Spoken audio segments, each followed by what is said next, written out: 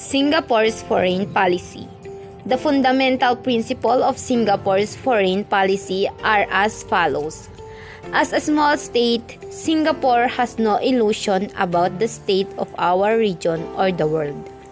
Singapore must always maintain a credible and deterrent military defense as the fundamental underpinning for an effective foreign policy.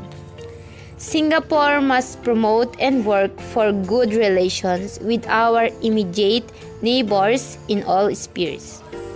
Singapore stands by its friends who have stood with it in times of need.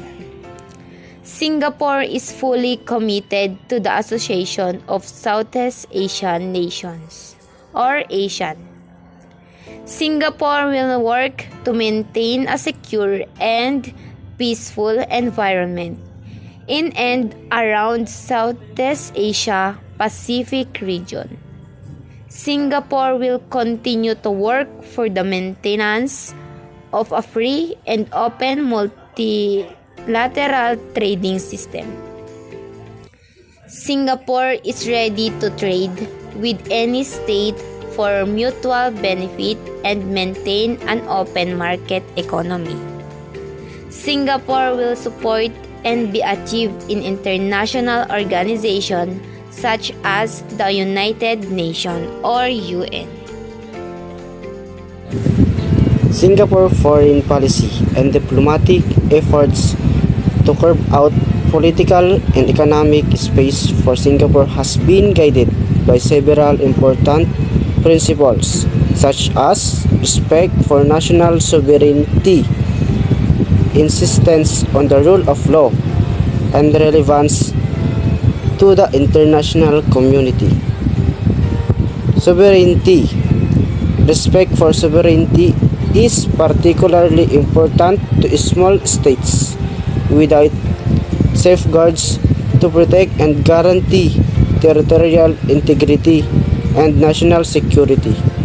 A small country such as Singapore would have no place in a world of larger and more powerful nations. Over the years, we have adhered to this principle in all our foreign affairs, including in our response to international developments. For instance, Singapore took a strong stance against Vietnam when they invaded Cambodia in December 1978 and again in March 2014 against Russia annexation of Crimea.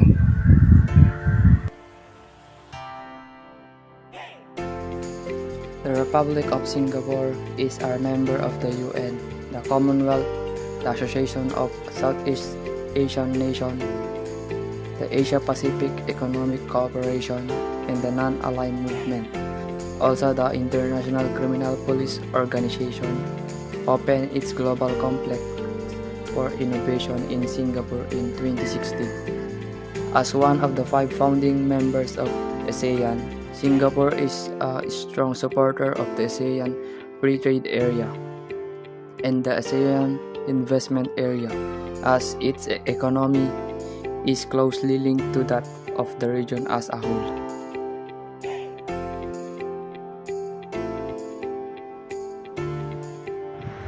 Singapore foreign policy priority is maintaining security in Southeast Asia and surrounding territories. An underlying principle is political and economic stability in the region. It has diplomatic relations with more than 180 sovereign states, although it does not maintain a high commission or embassy in many of these countries. Singapore's foreign policy is also shaped by the positive effects of economic interdependence and regional institutions. Singapore has self-consciously tried to promote as instruments of regional order.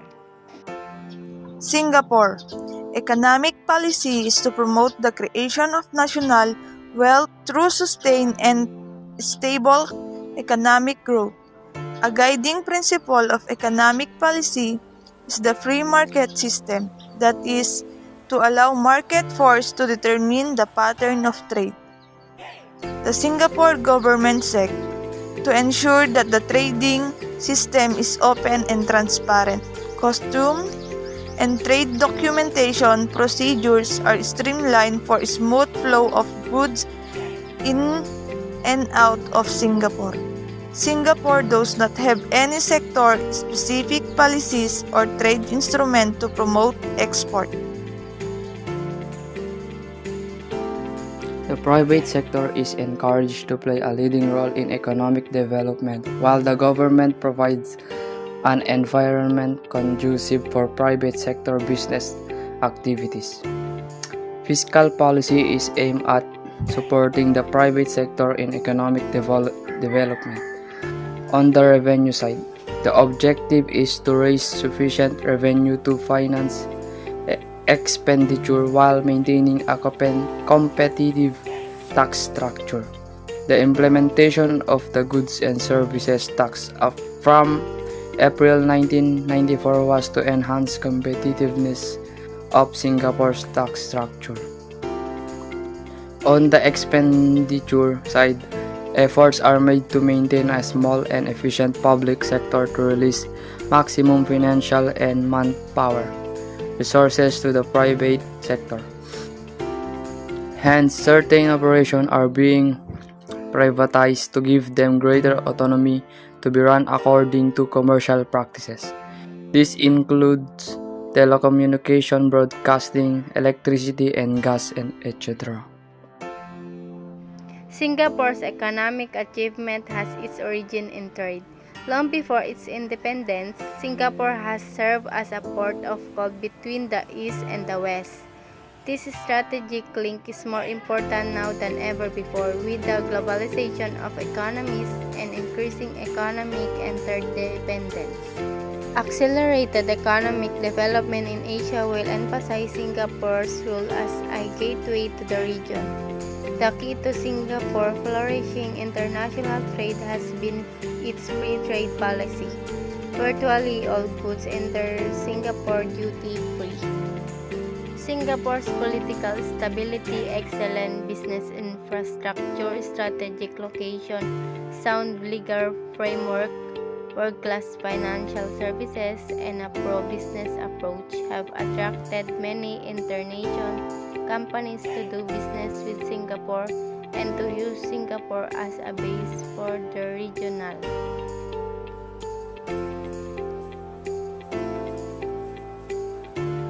In 1985, Singapore's economy received its first setback since the country's independence, with a negative growth rate of 1.6%.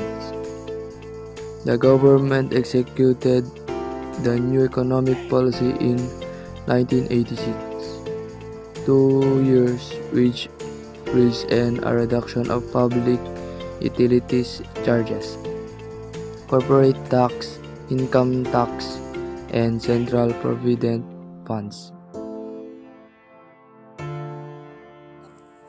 The economy of Singapore is a highly developed free market economy with the richest characteristics.